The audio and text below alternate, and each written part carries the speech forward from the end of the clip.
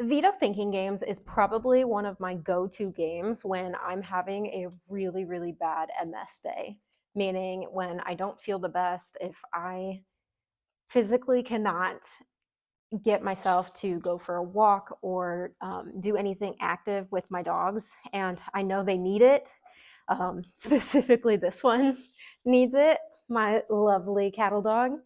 Um, I play this game. This game has honestly been a lifesaver for me. It's called the Vito Thinking Games, and the whole point of this game is to get your dog to think. And so I do this sitting on the ground with my back up against a wall. You can do this sitting in a chair up against a wall, or sitting on the floor up against your couch. Anything so that your dog can't go behind you. The point of the game is that your dog will be running from side to side of you, basically. You can do this with bowls on either side as well. I did not think of that because I just don't do it with bowls, but I've seen a ton of people do it with bowls to their side. Um, Atlas is already kind of showing you exactly what to do. So you're going to start with any type of object, trash can, chair, whatever you can find, stool, that in front of you. And you're going to start that as close to you as possible. This is going to be really easy for you, but we'll get there. We'll get there quick, okay? And you're going to start, this whole game can be done in silence. It depends on the dog on if I actually do it in silence or not. So you're going to begin by placing a treat to one side, and then you are going to literally wait them out. They will not automatically go into doing this.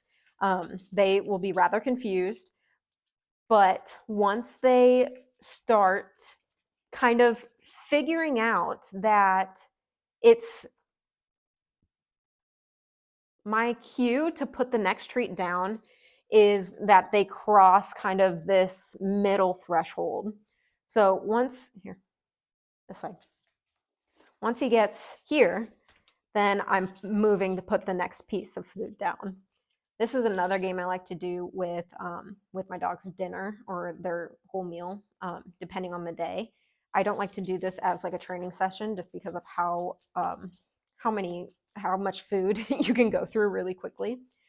But once your dog starts moving back and forth pretty easily, you can start moving the item back.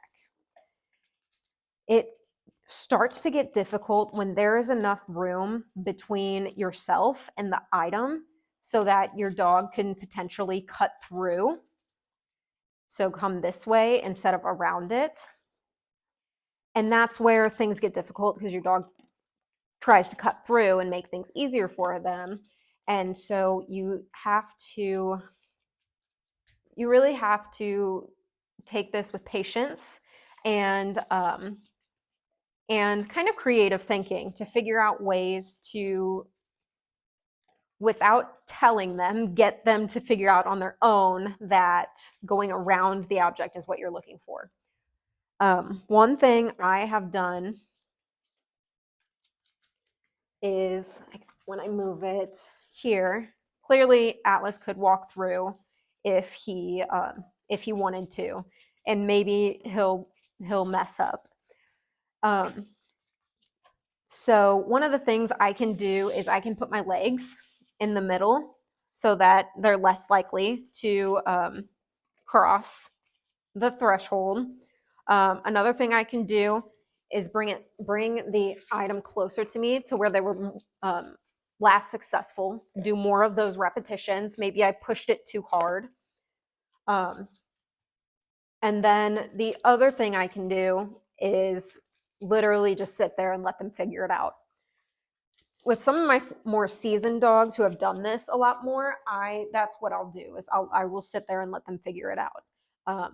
And typically what happens is I'm going to lure Atlas to cut through. Then typically they just try again. So that's exactly what they do. And then we would just go back as if nothing even happened. But anytime they do cut through, then you don't feed. The only time they get fed is if they cross that threshold.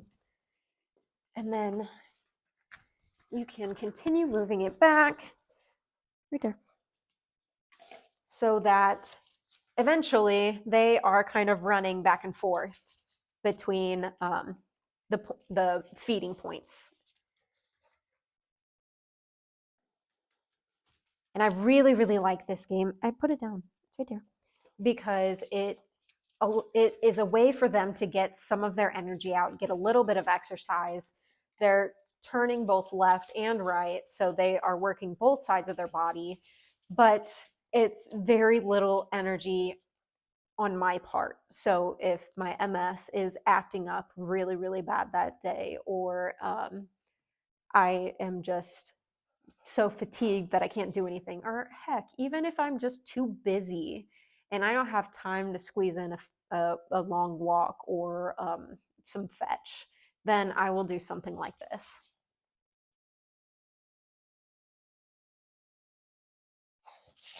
Yes, there you go. One of the things, if my dogs get stuck, I really do just sit here and I stare at this object, this middle object that they are going around. And a lot of the times they figure out that that's where I'm staring because that's where I want them to go. The second they cross that threshold and start looking to where I'm going to be placing the food, they see me putting that food down.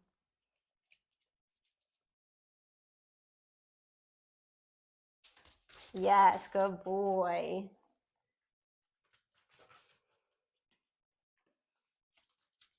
Yes. Good job.